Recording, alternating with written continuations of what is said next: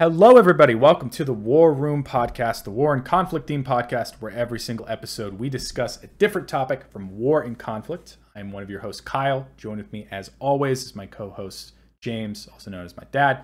Dad, how you doing? I am doing great. Perfect. Happy Me to too. be here. Yeah, happy to be here. It's probably a minor thing in actuality, but we're really excited about it, and we really appreciate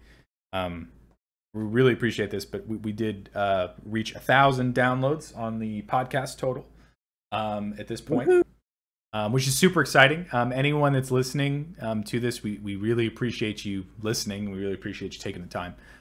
We've been thoroughly have enjoyed doing this. Learned a lot through this process, and we hope to continue to grow and learn and grow and learn and grow and learn. And without y'all's help, without you listening, none of this would be possible. So we really appreciate you taking the time out of your day to listen to us. Again, you can always follow us if you want to watch the live version of this. If you want to check us out, we are on Twitch. If you want to go to twitch.tv/War Room Podcast, you can check us out there. We are also on YouTube. You can go to the War Room on YouTube and check out all of our videos are posted live there if you want to actually see the video version, as well as chat that's happening on the side. And of course, if you can follow us on whatever podcast service you're listening to, we appreciate that as well. But with all of those things said, and with that immense appreciation we have for y'all, we're going to just go ahead and get into today's topic, of which is actually going to be Xerxes I of Persia. So we're going to do a similar process to kind of what we did with Hannibal of Carthage. If anyone hasn't seen that, that was one of our previous episodes we did, where we kind of took a historical figure. We look at some of the major events that catalyzed their representation in history.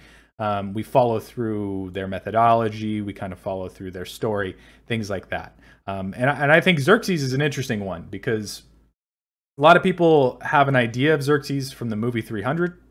That's the movie that covers the Battle of Thermopylae with the Spartans against the Persian forces. Now, it's obviously a movie. I think it was based off of a graphic novel. Comic book. Yeah. Graphic novel. So it's not very historically accurate, but that's not necessarily the issue. It's more that that's kind of the only time I think a lot of people have heard of Xerxes. We hear, honestly, even in history class, I remember hearing about the Spartans. I remember hearing about the Greeks. I don't actually think I learned about the Persians once. I definitely didn't learn about Xerxes. I might have learned, actually, I think I learned about them in the process of the Spartans fighting them. But I didn't learn anything about their history. I didn't learn anything about their culture. And it was also kind of one-sided. So we thought this would be an interesting topic to look at. Specifically, we're going to be looking at Xerxes' campaign in Greece. What are the things he did to get there? What are the things that set this up? As well as what are some of the reasons that campaign failed? It's a pretty interesting case study in this particular example, based on some of the factors we'll look at. So that's kind of our thought. Anything to add to that, Dad, before we move into the guts? Yeah, I think that this is just a point of sometimes winning is losing. Mm-hmm. And so while you may win, in the end, it's still a loss. It's odd, but I think it'll be a little more clear kind of as we go. Yeah, I agree. What that really kind of means, but yeah, no, I 100% agree. And there's going to be quite a lot of themes to cover once we're actually through the meat of it. Now, before we do any of that, I do actually want to give an introduction on Persia. Because again, I personally, I don't know about you, Dad, but I didn't get a lot of history in school about Persia. I actually didn't know a lot about Persia prior to this recording either. It's just never a thing I had researched. So I do want to provide a little bit of context about what's going on at the time, what this empire is, and things like that. So with that said, we're going to be talking about the first Persian dynasty. Or empire. They're also called the Achaemenian dynasty. You also see that as their reference based on who discovered it. They were around from 559 BCE to 330 BCE. So not a huge stretch of time, but not a small stretch either. It was also a pretty large empire by the standards of empires in the world. They controlled about 3,400,000 square miles of land, which for reference is around the size of Brazil, a little bit smaller than the US by like 200,000 square miles. So this is a large area. You'll oftentimes hear like Persian and Iranian used interchangeably because Iran is where it was based out of. But Persia actually covered huge swaths it went into Asia, it went into India, it covered Afghanistan, Turkmenistan, it went into Turkey, parts of Saudi Arabia, Israel, Palestine, even into Libya and in Egypt. So it spanned a huge portion of this area. It's actually one of the. It was an insanely multicultural movement as well. They based on the way it was set up. Essentially, they had provinces that they would dictate, and then they would set up for their empire, and then each province would have a ruler that was assigned to it. But a lot of these provinces actually, especially originally, they were able to maintain their own. Religion. Some of them were even able to maintain their own governments to a certain extent. So they still were. They initially were self-governing. Meaning that whatever system was already in place, you were allowed to keep that in place. You still, as long as you paid the toll to the troll, as they say. And you followed the laws of the king, you were allowed to be somewhat or quite autonomous. Actually. At the end of the day, all areas were considered owned by the king, not just the king, but the king of kings, which is what the Persian king was referred to as. The reason being is that the way they had the system set up, there was essentially a bunch of sub-kings, you can kind of think of them as, which were individual rulers of the provinces that maintain their own kind of royalty in a way. But at the end of the day, they're all beholden to the king of kings, which was the ruler of all of Persia, who was able to maintain control over the individual governments, but actually especially early on, chose not to do so. There was a huge... with Cyrus and Darius, which were two of the original kings of the Persian Empire, they found it important to actually do as little meddling in a lot of these nations as possible, because as long as they were financially beneficial to the to the Persian Empire, it didn't really make too much sense to do so, because that was really the advantage that kept a lot of these states from revolt.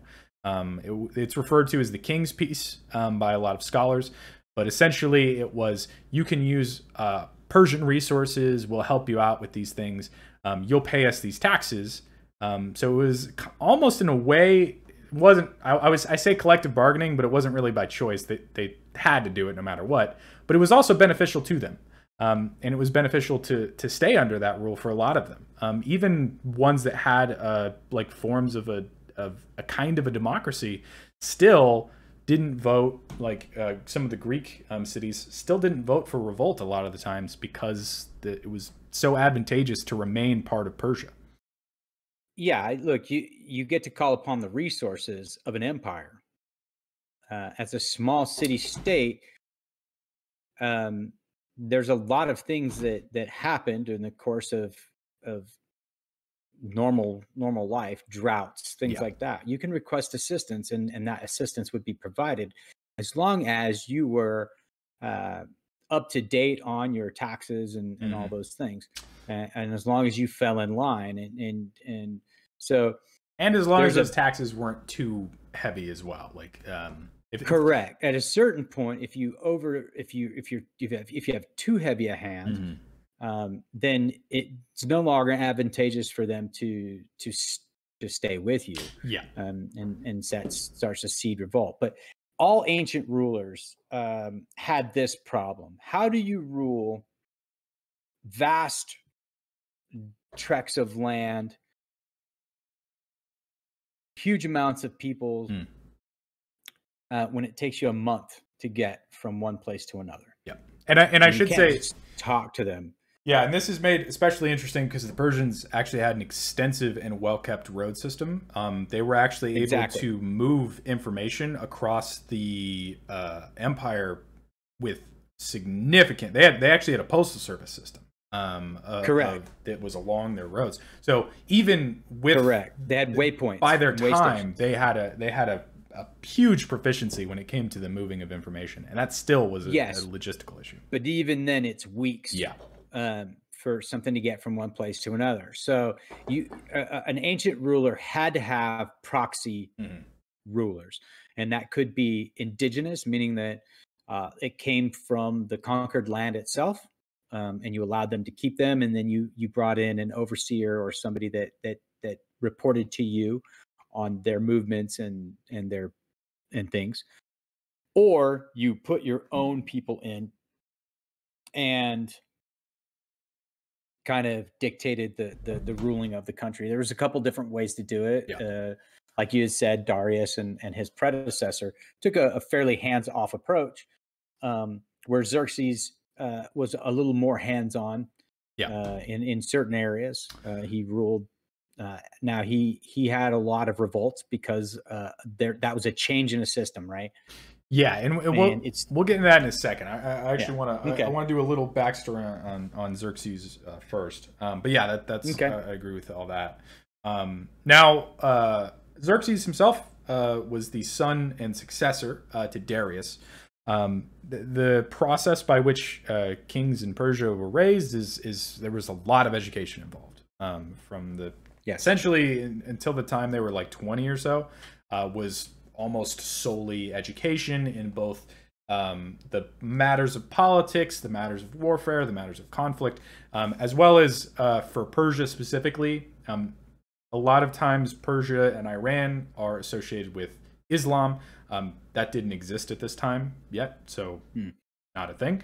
At this point, it's a Zoroastrian is the I don't know if that's the right way to pronounce it, but that was the native religion to this area. Now, there isn't a lot actually known about that religion, just because it's hard to find information and studies on it. But that was another part of their teaching going through that. So Xerxes was well educated. He was well prepared for the role. But we have this kind of interesting thing with Xerxes in particular, where it's really difficult to figure out what is real and what isn't. A lot of the information we have is written by Herodotus. It's written by the Greeks.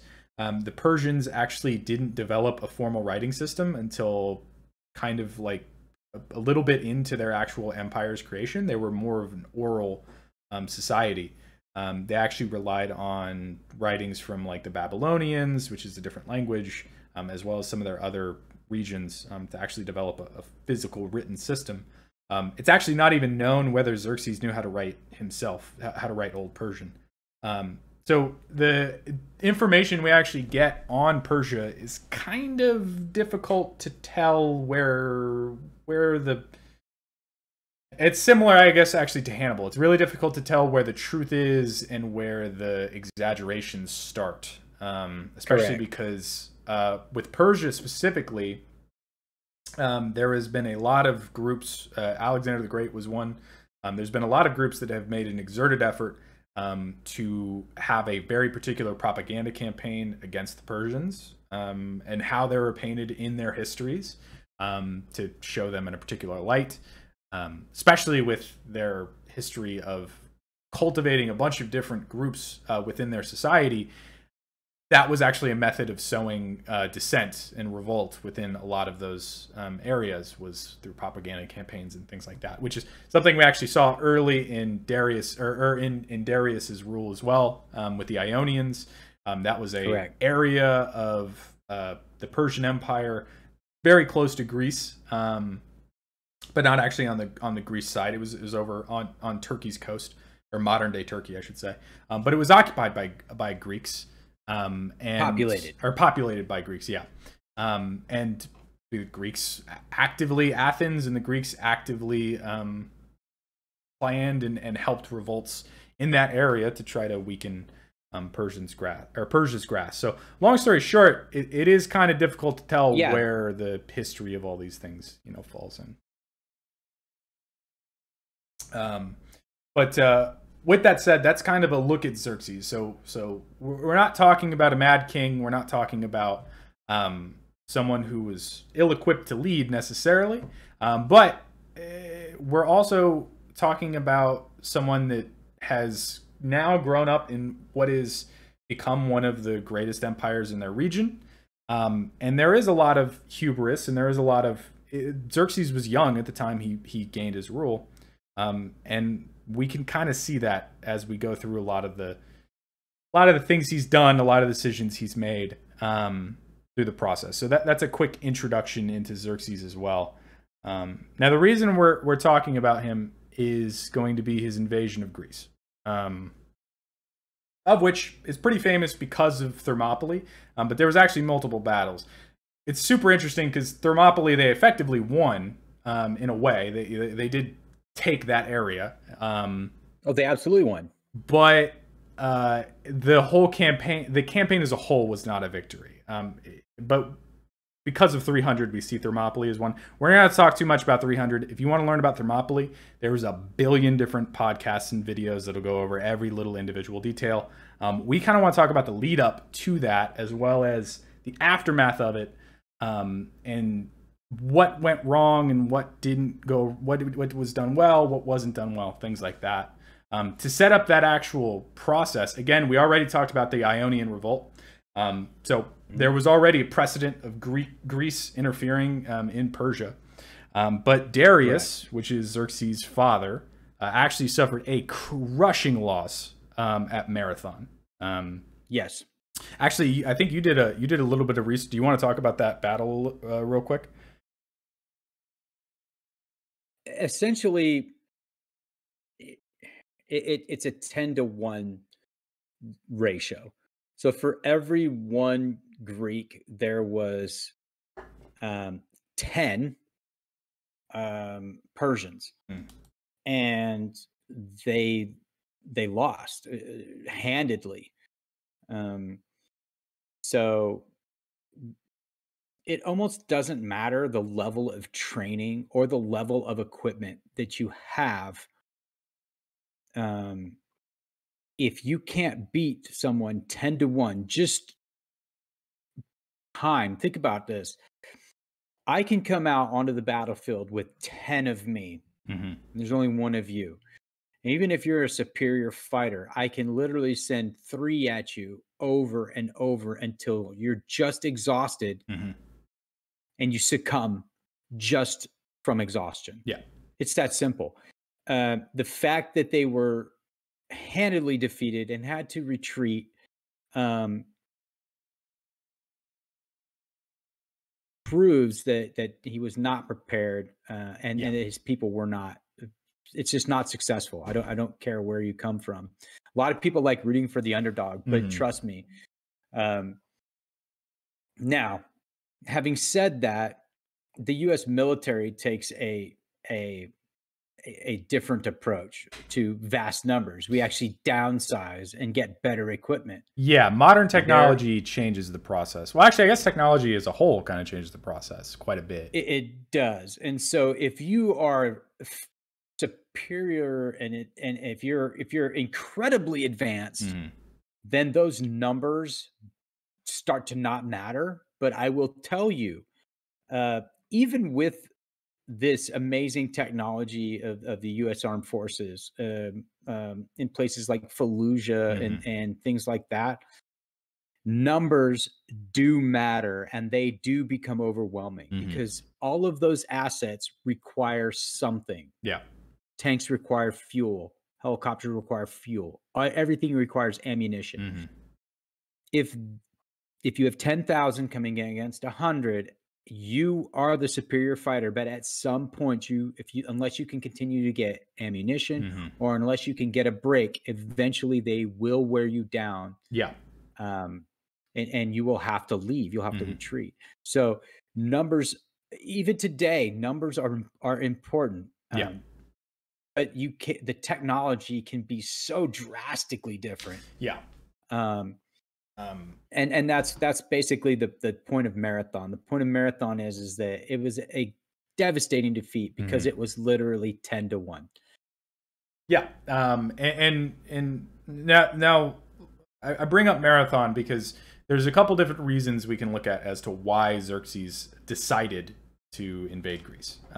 Now, there actually isn't a lot of economic benefit in Greece at this time, especially compared to the other parts of their empire. So it's not necessarily it's actually not necessarily like an economic reason, which is what we would most commonly expect.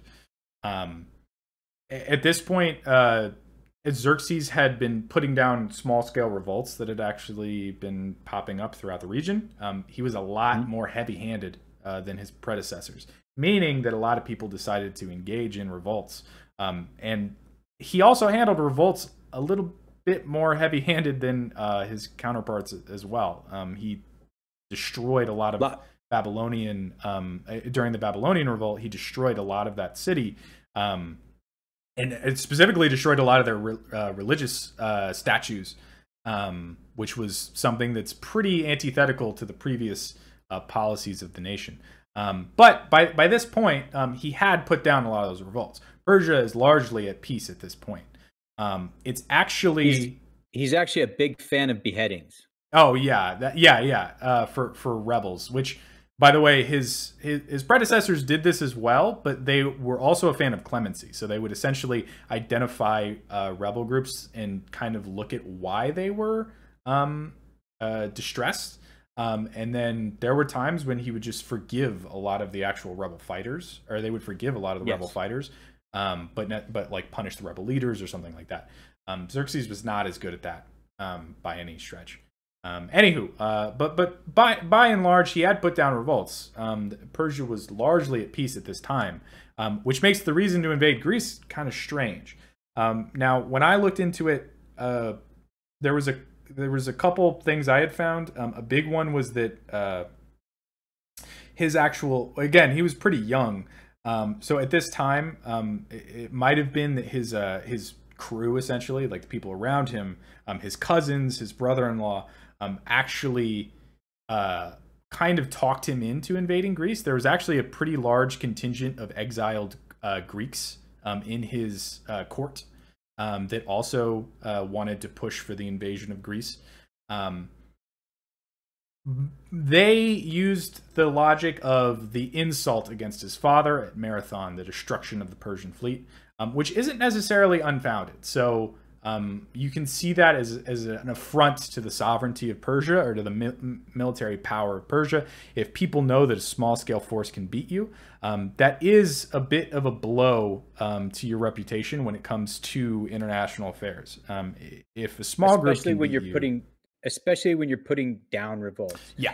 When people are actively revolting and they have a symbol, that can be a big problem. Yeah. For a leader. The other thing that I would say is that a lot of the reason that they had so much difficulty was that nature kind of didn't help out. They lost a lot of ships. I think it was 300 ships and 20,000 men in a storm. Yeah. I mean, look, that is that's a huge loss. The other problem that you have in the ancient world as a ruler is that if you are unsuccessful in doing something, people are going to remember it and they are going to talk about it, and it's difficult to turn that off. Yeah. And so you can use that to spur somebody to do something that they probably normally wouldn't do. Yeah. Also, from like I a geopolitical standpoint, like not even in looking at the revolts within, it is extremely important if you're an empire, especially an empire like Persia, because remember they have a border they share in Egypt and in Africa with regions. They have a border they share with India on one side. They have a border they share with Greece because Thrace, the land they own, pushed into Greece. It was like it bordered Greece. Macedonia, where they had a bunch of different points where other states and other nations could push back. And Correct. Any form of weakness changes the balance that another state might engage in when they're deciding whether it's worth it or not to attack you. Yes. So that's why sovereignty is super important. The disrespect of sovereignty, and I would argue this is probably, it's hard to find examples of this because no one really knows, but I would actually argue the Ionian Revolt is far more important of a reason, because the disrespect of sovereignty, which is the active meddling of a different state outside of yours to undermine your power within your own empire, if that's something that's allowed to fester, that is a problem. And you have to understand that all of these places that are borders, you know, that you touch a border to, odds are they have people that were indigenous to them at one time that are now in your empire. So this Ionian result, I believe, is absolutely the catalyst. And I believe that it wasn't something that was absolutely quelled. I think it was something that continued to rear its head all the way from Darius to Xerxes. And so I believe that really is the key. Yeah. I believe that is absolutely the key. And it was, look, we're going to go all the way to Athens. And I believe that's, you know, now granted, I'm sure he had a lot of people in his ear, and then there were probably tons and tons and tons of reasons, but the core one that I believe is the Ionian. I would agree. The Greeks in Persia causing problems, and the fact that Greece was supportive of it. I agree. I think that's a big problem that has to be dealt with. But either way, upon this realization that this is what needs to happen, a campaign against Greece needs to be relaunched. That's when Darius begins his preparations for war. Now, it's a big undertaking. So he actually takes about 3 years to amass forces. So he calls forces from all of the major regions of the empire. He gets, they actually get Greek mercenaries as well to come in. Now, Persia, their standing force is the 10,000 immortals. And then they are fortified by forces that are pulled from the rest of the empire. So that's combined with their naval fleet is what they bring to bear on, or what they're bringing to bear on Greece.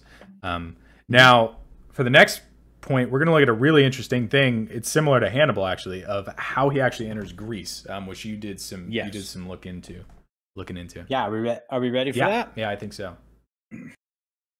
So one of the things that Xerxes did was he built a pontoon bridge.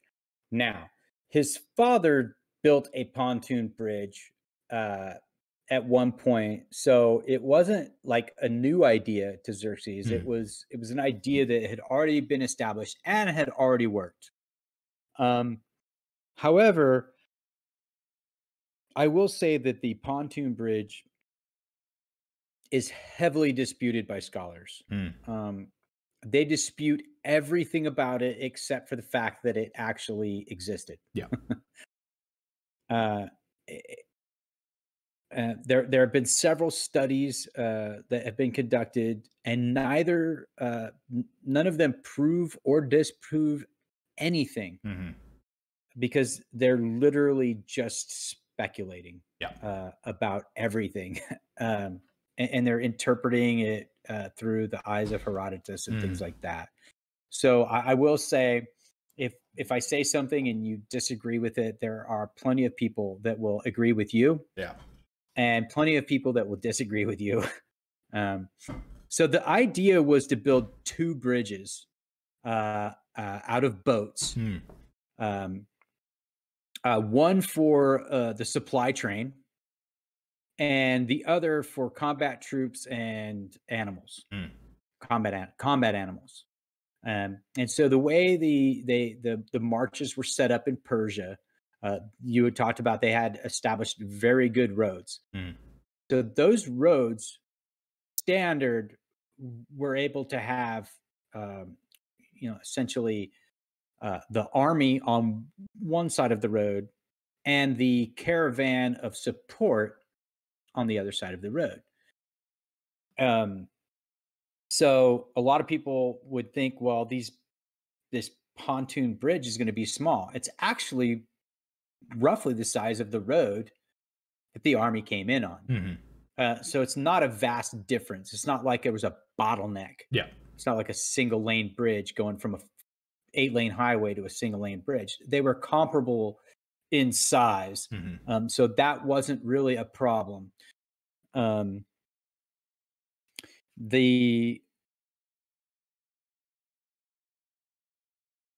A storm came in and actually destroyed the first 2 bridges that were built.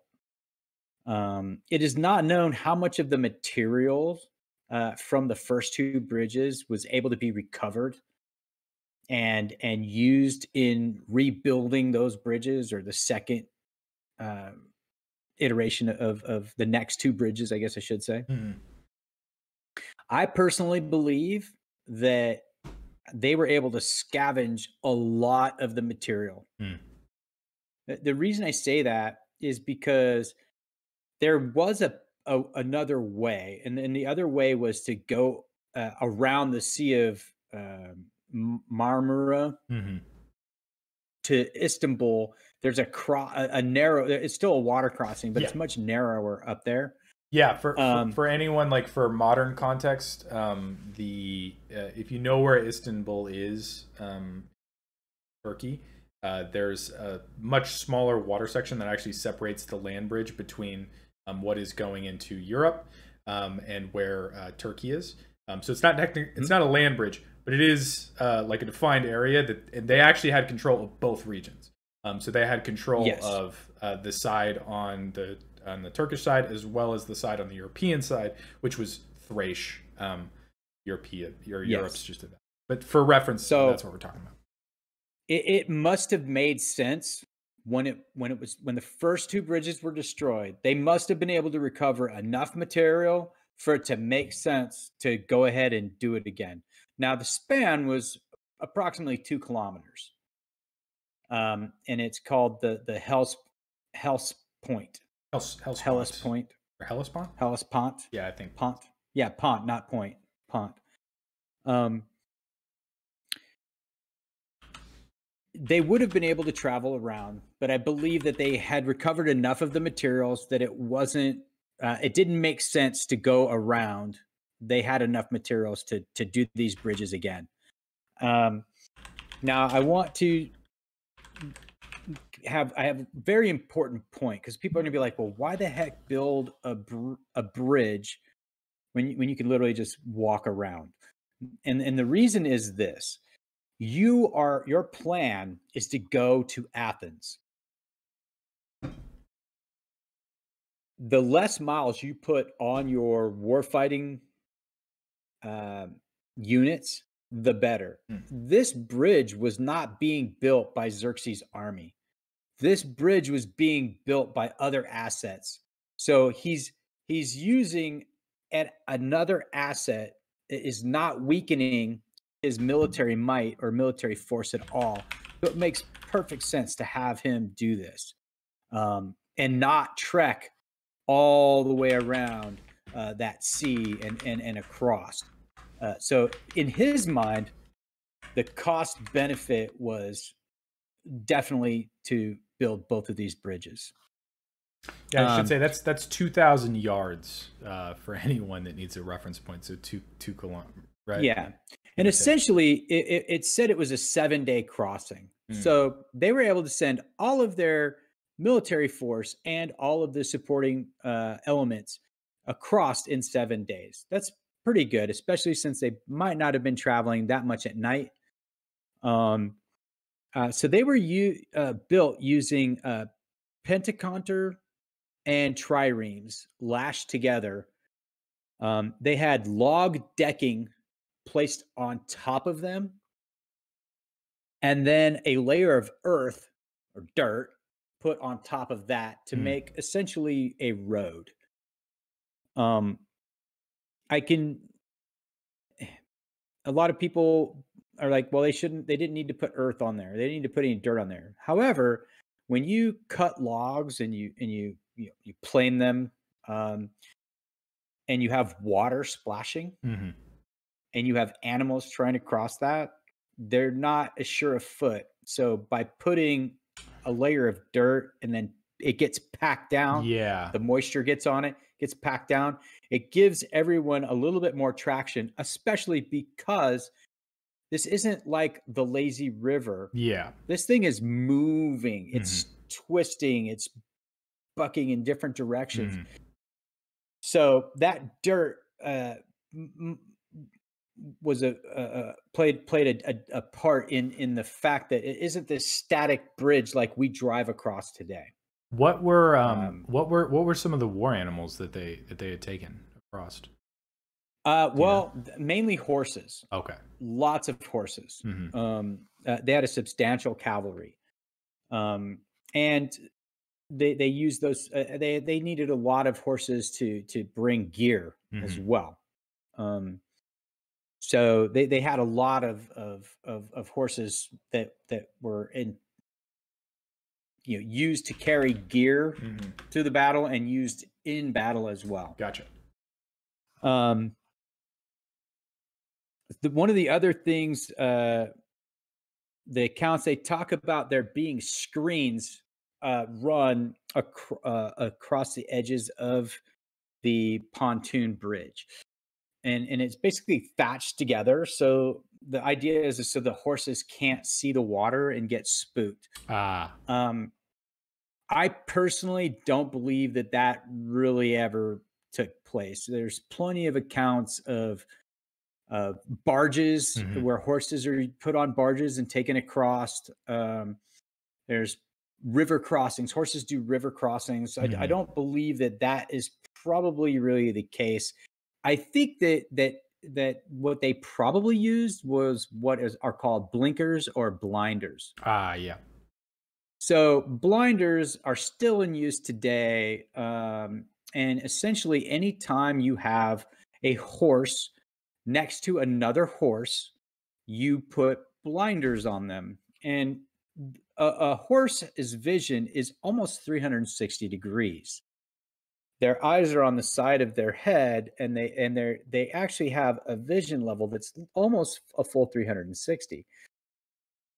Because of that, you place blinders on so that their field of view is reduced. So any ancient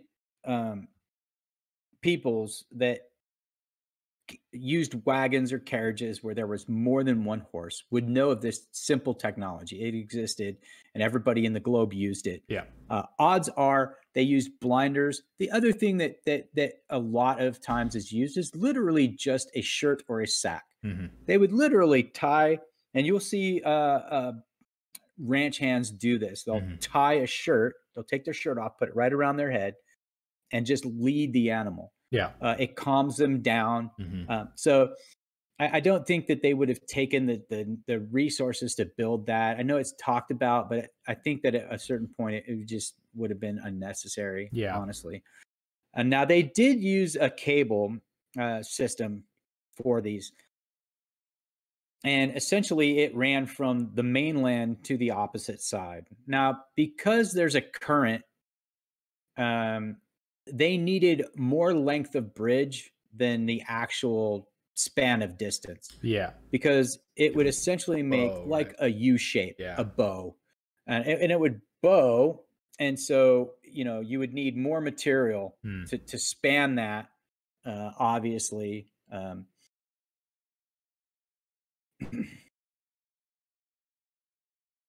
we know that it existed. Um, the other problem that you run into is shipping in that area. Well, you still need to have shipping, and if you run pontoon bridge across, you have to account for that. Yeah. Well, apparently back in that time, they were they could literally remove their masts quite easily, even at sea. They literally could take the mast out of their boats and lay them down, and then sail underneath. And so at certain points, there were spots where there was actually a raised section, and boats literally were able to go through both of those pontoon bridges. Gotcha. So this thing wasn't like some hodgepodge thing that got put together. It was well thought out. Was it 600 engineers, I think, were responsible for or something like that? I'm not really sure. I think I'd seen that number. They've done a lot of studies, and they think that it was the north easterly bridge was something like 360 triremes, and the southwesterly bridge was only like 314. That's a lot of ships. Obviously, I mean, we're looking at 600 ships just right there. And these ships weren't going to be used for the actual invasion either. So they were kind of... Now, keep in mind that this is what history says. I would, if it were me and I were to guess, they didn't take warships. They used warships, but I guarantee you that they found anything that was a non-warship that they could get their hands on that met the parameters of length. And I'll bet you they shoved as many of those in there as possible. Yeah.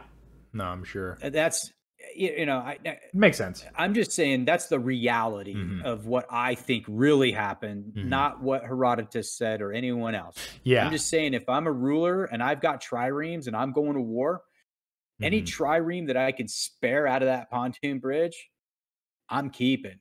Yeah, I should That's say, just me. Like Herodotus had so much exaggerations. There's a point at which I think he said that the Persians had like 5 million troops, where they actually had like 300,000. That's the level of exaggeration we're talking about. Like, it is not a small scale. Now, what they basically were doing.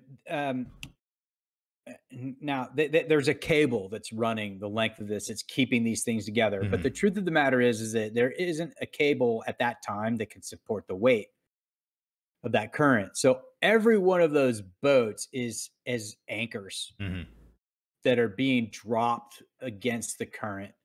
So the anchors are holding the boats in place from the current. The cables are just keeping the distance of the boats. So it's a different kind of tension. And that's why I believe that they were able to actually recover a lot of the materials from the first two bridges. So now Xerxes, why did Xerxes go to the Hellespont rather than going around? And the reason is, in my opinion, is because of the Ionians. Because all of those Greek citizens that are or past Greek citizens, are all in that area on that border. And so what I believe his reasoning is that he marches from the King's Road, where it kind of ends where they start this campaign. Around where the Ionians are. So getting his army there was piece of cake, because that was the biggest road. It was the best paved. It was the best road, right? So he gets there quite easily. Now it's time to deal with these Greeks that are in his empire. And I believe he goes through there for a couple of different reasons. One is to subjugate. The other is to resubjugate. Okay, so the people that are still towing the line, you're showing, hey, continue to tow the line. For those that have not been towing the line, you're putting them back in line. And I guarantee you, he left people in that region specifically so that he would not have an enemy at his rear. But more importantly, so they wouldn't rise up while he was gone. Mm. That's very important because there's a saying: it's better to have a camel inside your tent pissing out than outside your tent pissing in. Not heard that. Anyways, so it's very important that he handle this region within his own empire before he leaves it.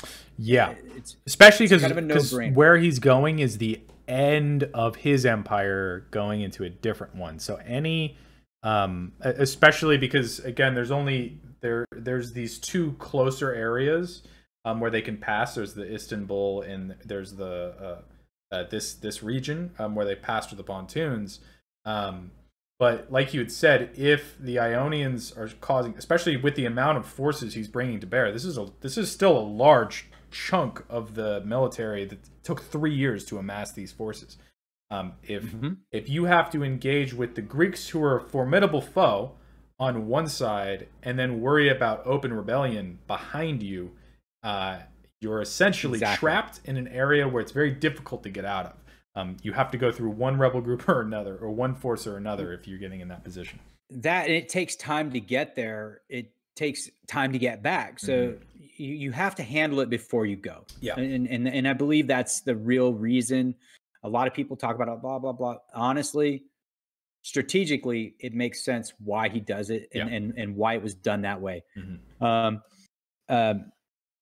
Now, the rest of the route, once he makes that crossing, the beauty is that this is all land that he owns.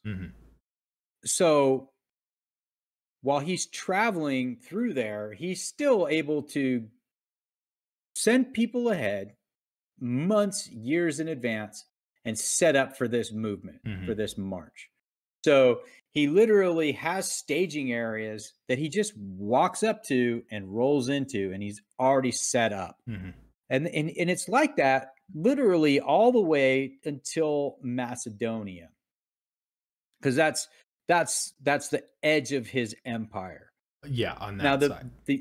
The other great thing about all of that part of his route is that he owns it, so he knows it, meaning that this isn't like a foreign place where you're trying to figure out where to cross and what route to. No, they already know what the best route is already. That's easy. He already knows where he can fit his military force. Already, he doesn't have to worry about sending scouts. He already knows it because he owns it. Yeah. So the terrain is still going to dictate a lot of his route. And it's also going to, now, especially once he reaches Macedonia. So I'm going to just talk about just a short blurb on this. So once he enters enemy territory, his route is dictated by the terrain first, and second by the populated areas, because the populated areas are where their military forces and where the resources are. So if you're invading somewhere, the terrain is key. Where you fight is important, but you also need to work with the populated areas as well. That's the second major strategic part of your plan when you're picking your route, is the terrain and the populated areas, who they are, who they're loyal to, whether they can fight you or not. So for example, the road the route from north to south to Athens, because that's his goal. His goal is Athens. Yeah. There are a lot of places where the terrain does not allow you, or the terrain forces you to go a specific way. That's why they were at Thermopylae. Yeah. They were at Thermopylae because there were limited routes through that mountain range for anyone to go at that time. So he didn't have a choice. The Greeks, this is their home turf, and they already know that. So it allowed them, they have the advantage because this is their home turf, where he had the advantage on his home turf. Yeah. I'm not going to talk anymore on that. But he did one other unique thing. So Xerxes built a canal, Yeah. and it was through the base of Mount Athos Peninsula. So if you look on a map and you look at that region, you'll see three peninsulas that kind of stick out. Um, and he built a canal through this the I'm going to hold it up. So basically, three peninsulas. He built a canal through the top peninsula. Hmm. He didn't build it through all three of them, just this top one. Yeah. And the reason is because they lost 300 ships and 20,000 men trying to go around the cliffs of Athos. Hmm. Um, and so he's years in advance, they built this canal for his triremes to get through. Hmm. Um, and so it was 2 kilometers long. It was the width of roughly 30 meters, and it was 3 meters deep, and basically was wide enough for two triremes to go through at the same time, rowing. So that Yeah. just to give people The kind of two a by. visual. Gotcha. And so when Xerxes did this march, he had his navy shadowing him from the sea. And a lot of people are like, well, why would you do that? Well, you would do that in case the Greeks decided to try to, because the Greeks had a navy as well. Hmm. It kept the Greeks from launching attacks on you, but it also kept them from landing behind you and doing things like that. Mm. So tactically, it's a very smart decision to have your navy shadow because it was much quicker for his navy to just sail straight across. Yeah. He had them take the long way around, and genuinely it is a smart move. Hmm. But he learned from the previous mistake, which was losing all those men and all those ships. Yeah. In that area. And once again, he didn't use his military to build that canal. He lost it, or he had other people's build that canal. So he didn't tax the military resource. He taxed a different resource. Yeah. That in and of itself is very smart. Mhm. A lot of ancient rulers used their military to create the roads and to create the canals, Infrastructure, and to create the bridges. construction into areas. Everything. The Yeah. Romans were notorious for their army doing all their construction. It's very taxing on that military force. Xerxes was using his Artisans and intelligence engineers to use people other than your military force. You're taxing them less by using other sources. It's a smart move. And it's one of the things that he did do right. Yeah, and I should say Persia historically is known for a lot of their huge buildings, and essentially, like, not just utilizing the military forces from the regions that they rule over, but actually very effectively using the artisans and the engineers from areas that they rule and having them build these massive projects. Again, that road is one of the most extensive road systems at this time. It is it's an all-weather road. It has postal services. They have these massive buildings that are being built that seem impossible to even construct. So they had a pretty good grasp on their engineering ability at the time, if not just for the sheer pontoon bridge that they built. Yeah, definitely As well. You know, and I would say that you know, that's probably all that we're going to be able to glean from why he picked, why did he go the way he went, and you know, why was he where he ended up being. You know, for example, Thermopylae. Yeah. He wasn't there because that's where the Greeks were. He was there because that's where he ended up. He didn't have a choice. He really didn't have a choice. He only had a couple of routes to choose from to begin with. Yeah. We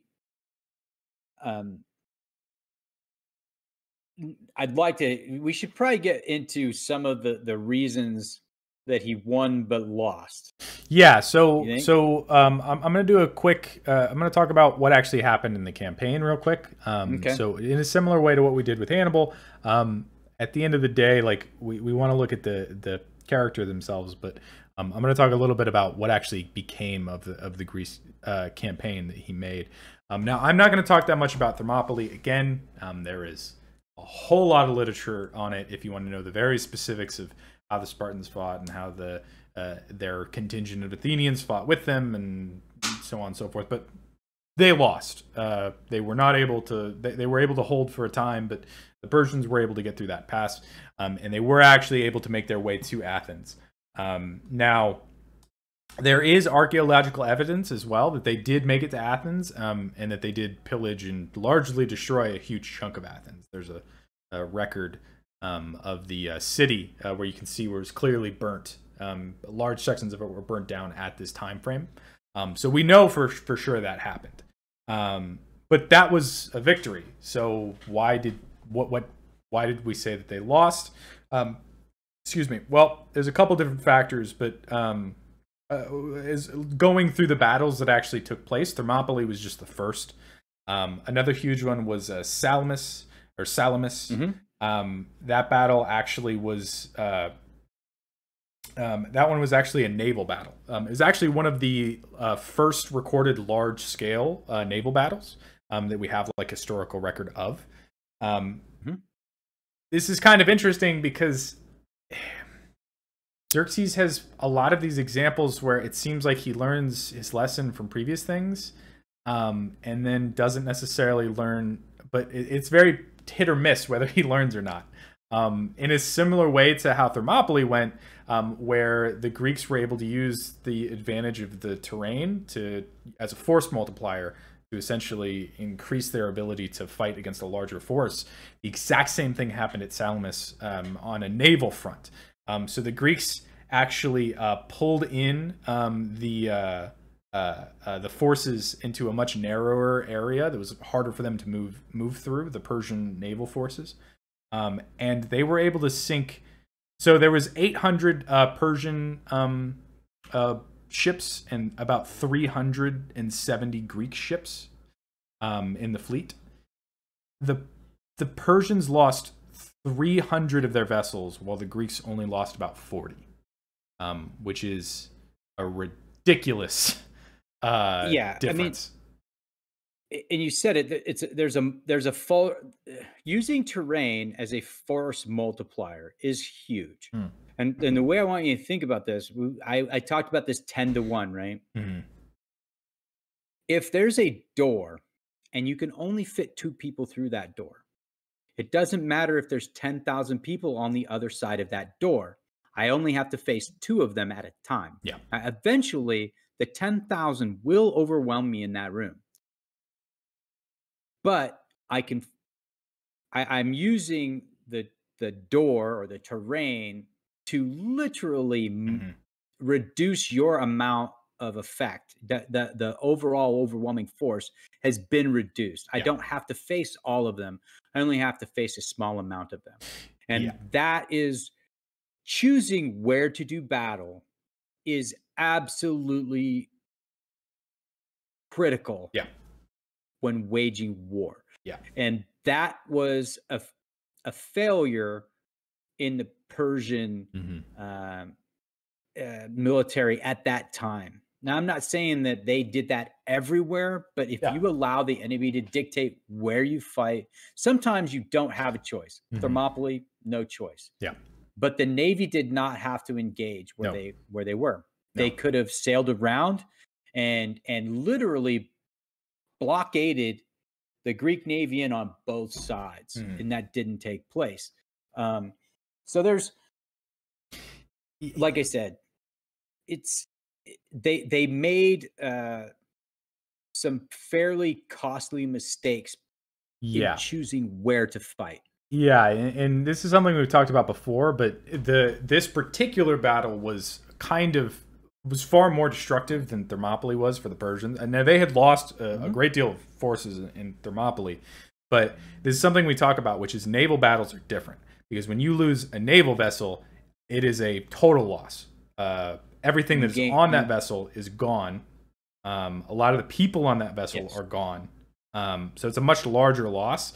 But you have to remember, the Persians are fighting miles and miles away from their actual territory at this point. They have now engaged the enemy and they've Correct. moved in pretty far. So ships are one of the easiest ways to be able to move resources for a military, which at this time is going to be pretty important to them maintaining their campaign in Greece. And to lose so many ships so handedly without being able, because if they lost 300 ships, but they were able to annihilate the 370 ships, so the Greeks were more effective, but they still had their entire naval fleet destroyed, it would be a different conversation. But 40 Correct. ships lost for the 300 Persian ships lost is not a fair trade.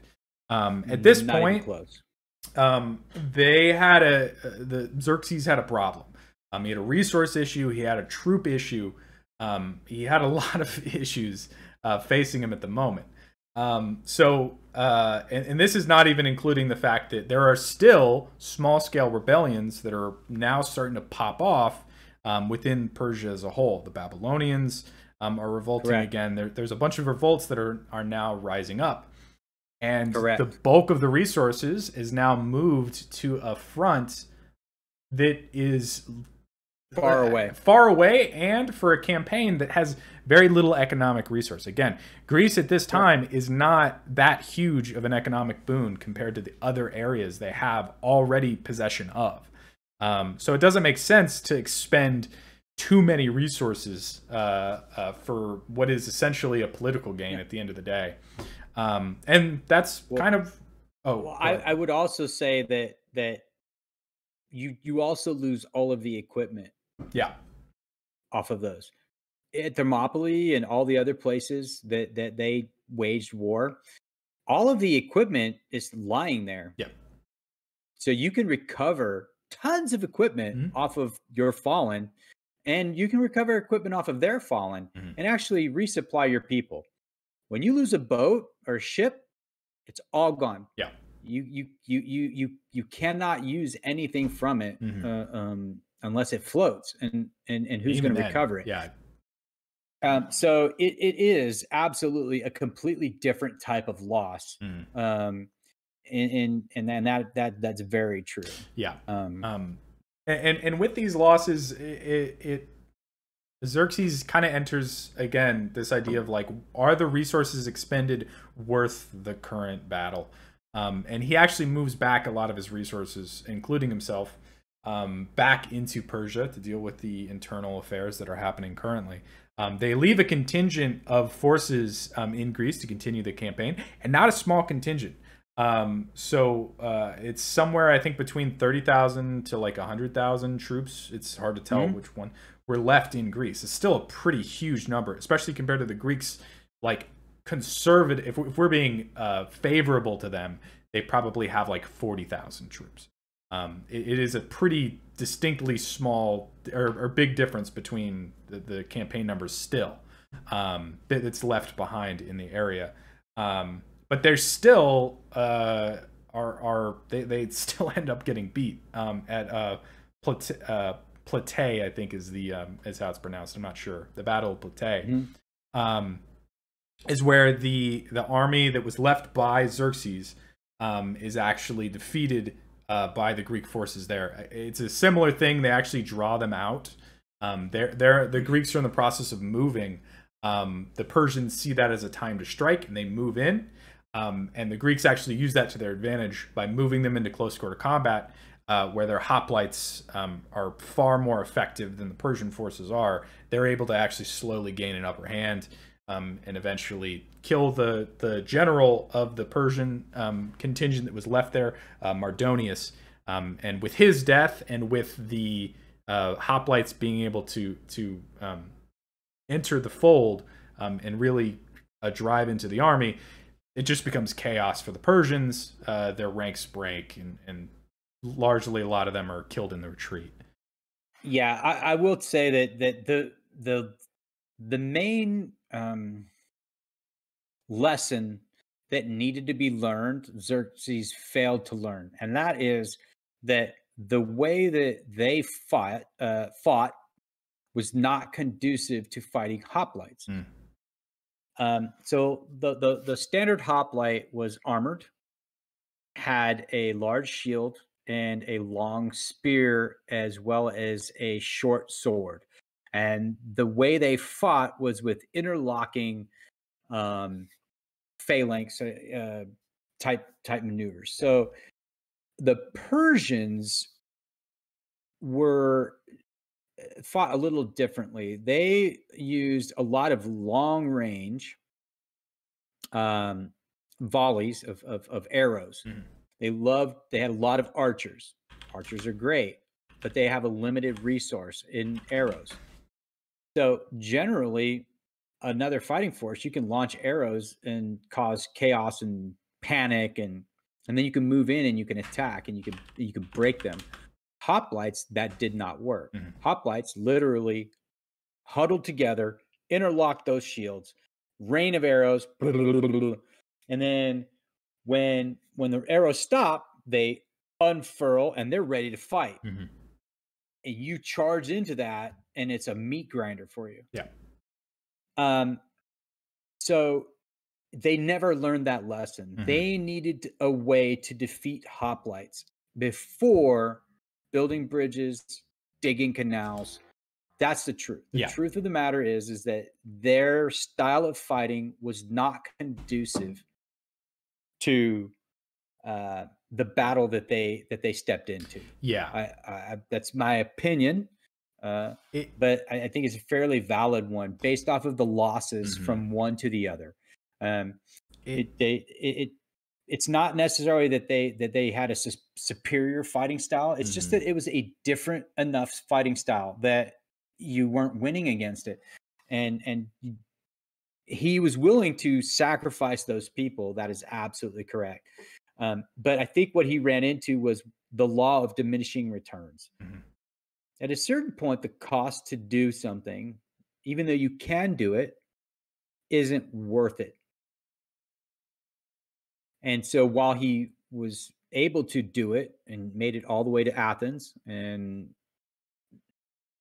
once he got there, there wasn't enough of a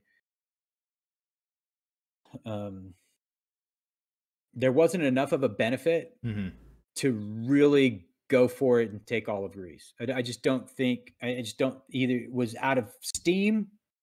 Okay. It was unpopular probably at home at that point. Keep in mind, he's had a lot of losses. Okay. And so those things do affect your home and how things are viewed at your home. And you do need support of home in order to wage war abroad. And I think that more than anything is the reason that I count this as a loss. It was a win. He obviously made it all the way to Athens. He did exactly what he wanted to do.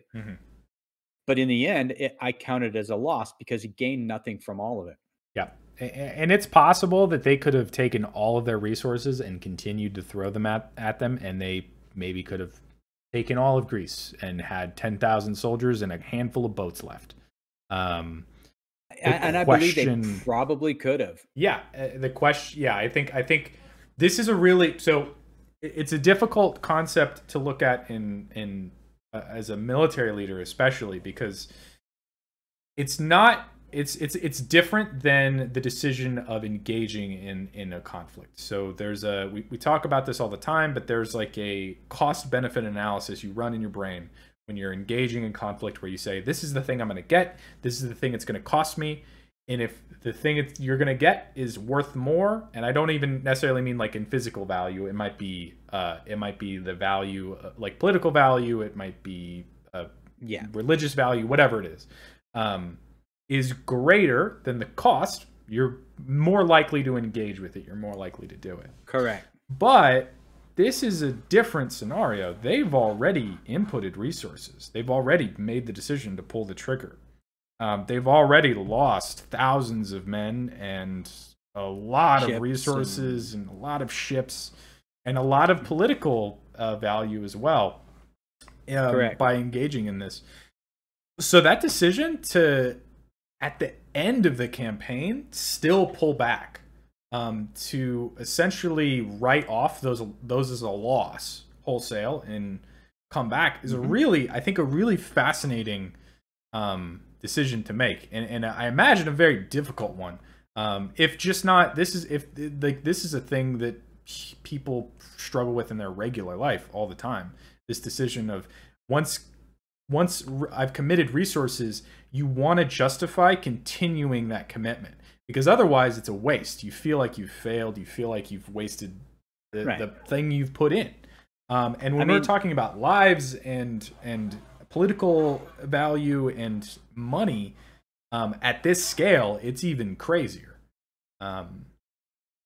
Yeah. So one of the biggest dilemmas in the military is fighting for something, ground, a hill, a field, a town, and sacrificing lives and all those things, only to turn around and walk back out and give it back, is very, very, very difficult. Yeah. And people that have done it can understand how that feels.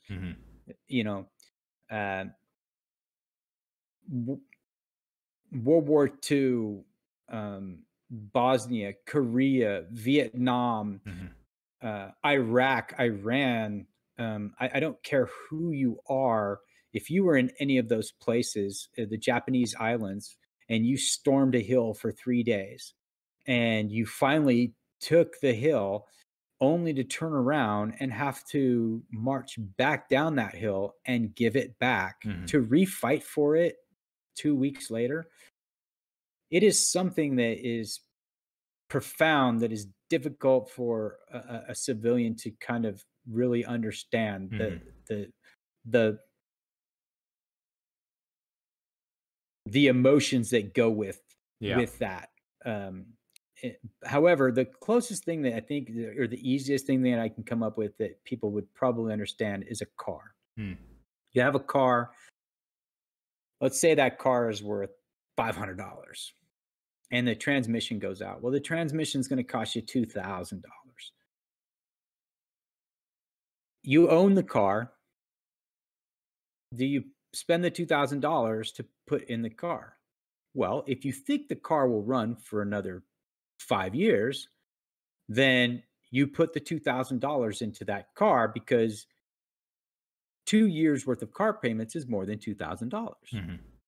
However, if you look at the car and the car's worth $500, and you are going to have to put 2,000 into it, and you think it's only going to run for the next 6 months, well, 6 months is not, for most, it might make a difference. If you think it'll only run for 2 weeks, see, so at a certain point, you have to go, okay, you know what? It's just not worth it to put any more money into this thing. I'm better off getting another one, or buying a new one.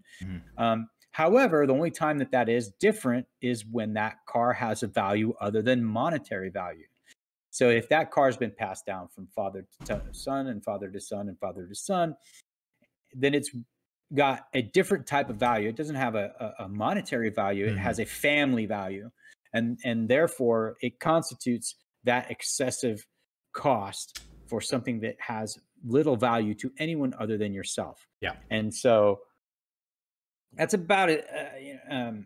As easy of a description as I can kind of come up with. But you're absolutely right. When you've invested that much and you've taken that many losses, it is a very difficult thing for a leader to walk away from it and not throw more in. Yeah.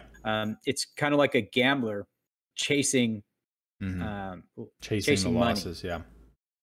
And then that's, a smart person says, you know what? I got beat, and I take the loss and I move on. Yeah. A gambler, a lot of them take that loss and go, well, you know what? I chase it, and I actually continue to throw money, and it's just diminishing returns. Yeah. Eventually, whatever I can win will not equal what I've already lost. Yeah. I think that's especially a difficult thing for empires like this, like the Persian Empire, or really any of the, like we see this idea in a lot of empires, is the expenditure of a massive amount of resources to run at a loss to gain something. Essentially the idea of like, I can lose the amount of things that an empire can lose and still operate compared to the amount of things that a general city-state can lose and still operate are so vastly different that it feels really strange. But the idea of losing 100,000 troops might not be that big of a, that's not as big of an affront to them as it is losing 30,000 troops for the Greeks or something like that. So the numbers also, I think, are really hard to get your head around. I think that's something to be valued. And we definitely, so we talked a little bit about Xerxes needed to learn, one, that they had a clear disadvantage against the Greeks when it came to the particular way they fought. Now, I should say the Immortals, the 10,000 Immortals they had, probably had a better chance of a 1-to-1 fight just because they had the armor they had, the training they had, the shields they had. They were a lot better equipped. But the vast majority of the Persian army isn't equipped that way. If the Immortals are able to fight and engage in a reasonable way with the hoplites, now we're talking about a force of 10,000 versus a force of 30 or 40,000 that's able to operate on it. Now the Greeks have the advantage. If we're just talking about who can actually battle one-on-one. So if the rest of those forces can't provide enough of an advantage to that existing operation, or if you can't use those forces effectively because of the way you have your military set up, it's just not going to work. Yes. But I think there's... And that's the case. I believe that they were designed for a specific type of warfare, and it just wasn't conducive to battling the hoplites. The hoplites were an X factor, and it wasn't that they were superior in their training or any of those things. It was quite literally that they were just designed to fight in a method that gave them a distinct advantage against the Persians. It didn't give them a distinct advantage against the Thebans. It didn't give them, so there, and we talked about the Thebans, the band of Thebans, and exactly. So it's not that the hoplites were superior to all the other forces on the planet, because that's just not true. However, for their battle in their area, they were equipped. The way that the Persians waged war gave them a distinct disadvantage against the way the hoplites waged war. Yeah. And it was proven out battle after battle. Yeah. And I do think there's another lesson here, which is, because I mean, we talked about that, and we talked about like some of the, like, I think that decision of knowing when to pull out is super important. But I think there's also a really interesting thing about changing tradition and changing things that work, which is kind of we can see this throughout Xerxes' rule. It's difficult to tell where this comes from. It's difficult to tell if it's because he just wasn't as tactically minded as the people before him. Maybe he was more ambitious. Maybe he was less ambitious. It's really difficult to say where it comes from. But we can see on multiple occasions that Xerxes changed the way that he ran the empire, and it actually kind of affected the things that originally made the empire so successful. We talked about that King's Peace. That King's Peace was the only thing stopping people from open revolt. It was the idea that we are better off under the rule of the Persians paying this small amount of taxes and getting far more back in resources than necessarily we're paying. Then as soon as that goes away, that system doesn't work at all anymore. Now, if I am heavily taxed, if I have to give more troops than I feel is necessary, if my religious values are being attacked like the Babylonians, if I'm not able to maintain my cultural states that I've had for a long time, especially because these already existed within the Persian Empire, like they had existed. So they already were comfortable with a Persian Empire that let them practice these things. And when those things are taken away, one, it dramatically hurts the economy of Persia, because now things aren't moving like they did before. The things that made them a successful empire have now changed. but two, revolts that are happening especially when they're happening in multiple places that are spread out across an empire, become really difficult to deal with. And add on the fact that they are engaging in active campaigns at their borders, you now have to spread a lot of resources in a lot of different places around the empire to successfully control it. Now, Xerxes was not the last leader of this Persian Empire. There was more that came after him, but he is kind of looked at as the beginning of the end for the first Persian Empire as a whole. Yes, he was at the height of the Persian Empire. So it was handed to him, and I'm assuming that he, for a short period of time there was some improvement, but it was a fairly rapid decline. Yeah.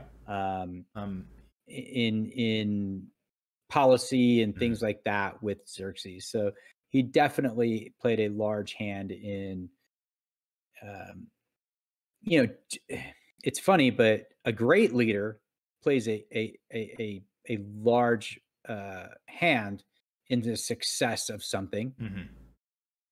And a bad leader plays the same amount, okay, to destruction of the system as well. So they both play out. The person that develops the new system that works so well, they played a huge part in the development of that system. But the person that makes that system fail has equally as big a part and as big a role. Yeah.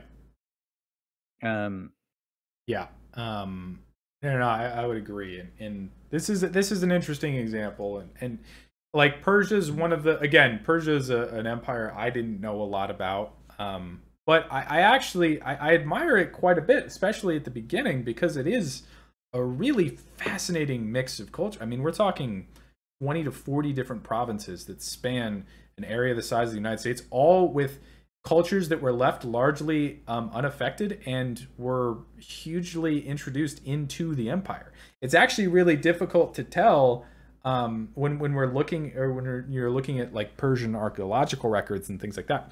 It's very difficult to tell what things were done that were like intrinsically done in Iran that were unaffected because the cultural everything mixed so much that it made this kind of confluence, this like Creole of art and culture that I think is one of the more beautiful things a country can do. To be honest, that's the reason I actually think that's the reason I love the United States.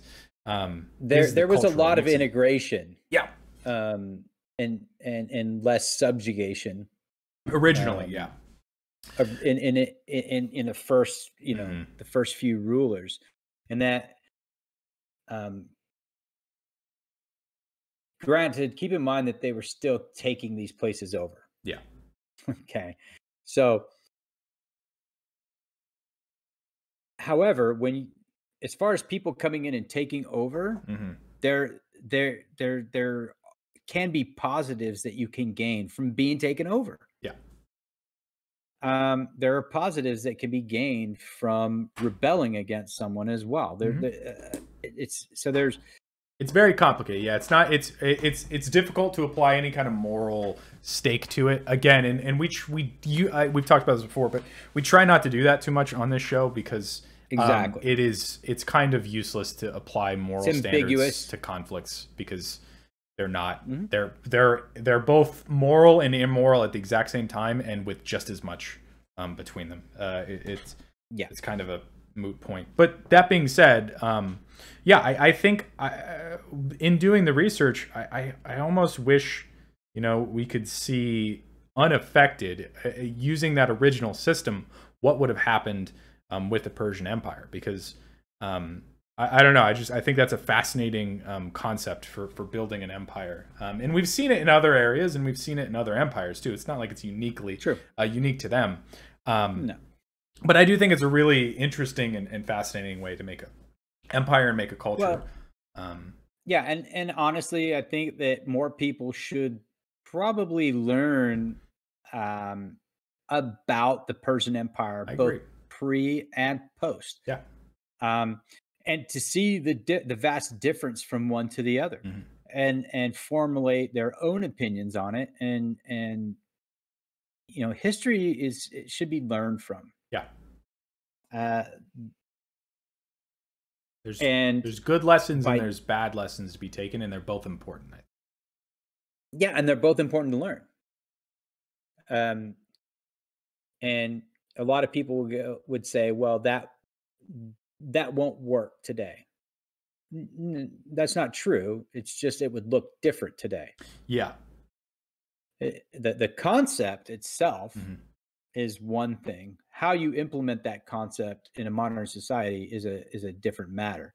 So I think when you look at history, you just like everything in your life, and is that you should look at everything and go, okay, what part do I want? What part should I pull out of that and keep? And what part of all that stuff should be Yeah. swept over there? I learn it, I understand it, Mhm. but I put it over here and I'm not going to use it. Yeah. I keep it. I keep it because I need to learn that lesson, but I'm Mhm. only going to take this part because this is the part that's going to benefit my life Yeah. all the way through the future. Yeah. And I think like the Persians are an interesting example, and Xerxes is an interesting example because, like we had talked about, looking at the history of them is very weird because the active campaign that was done by other cultures to discredit them or to vilify them, to the point where it was actually believed. I was reading this. It was actually there was a huge belief within the scholarly world that the Persians actually didn't have any original art, that they were too barbaric or they were too Mhm. unsophisticated at the time of their empire's creation. So they stole artisans from other cultures and brought them in to build their statues and do things like that, which has been proven untrue. That is factually incorrect. We've found art that's from Persia prior to the expansion that is uniquely Persian. Mhm. So this isn't true, but the concept is clearly rooted in a understanding of one very specific side and view of the history of Persia and the history of Xerxes and the history of their reign. It's only once we take in more variables and we look at other historical facts and then use that to inform how we view the history is when we can finally see what is closer to a full picture. We're never going to see an unbiased picture of history. It doesn't exist because history is written by people and people are biased. But we can take as many of those things as we can, and we can look at those biases and we can use that information to try to get closer to the truth. Even if we can never get it, the pursuit, I think, is still valuable in its own right. Yeah. And I'll be honest, I had a lot of difficulty finding a lot of information from a Persian point of view. Yeah. Um, and so it was a little bit, and so basically, I just had to look at the information Mhm. and basically go, okay, well, from my experience, what do I know? Yeah. And from a tactical military leader's kind of point of view, why would I do this or why wouldn't I do this? And Mhm. and those things, believe it or not, don't change very much over time. I did read an account of a gentleman that went to the Hellespont, and he went, well, militarily, it doesn't make any sense to build a land bridge or a pontoon bridge Mhm. from this point. I would have done it farther north. He believes that it was a little bit farther north and it was actually 3 kilometers across. Mhm. Um, and it was because of the way the beaches were designed. So now the landscape has changed Yeah. over time. Yeah. It's been Sea levels go up and down and all these. 2,500 years or something like that, or 2,200 Yeah. years. And the point really shouldn't be where did they put a rod in the ground. Yeah. That's less important today. Archaeologically, that's a. I'm not speaking as an archaeologist because the stick in the ground for them is absolutely the most important thing. Yeah.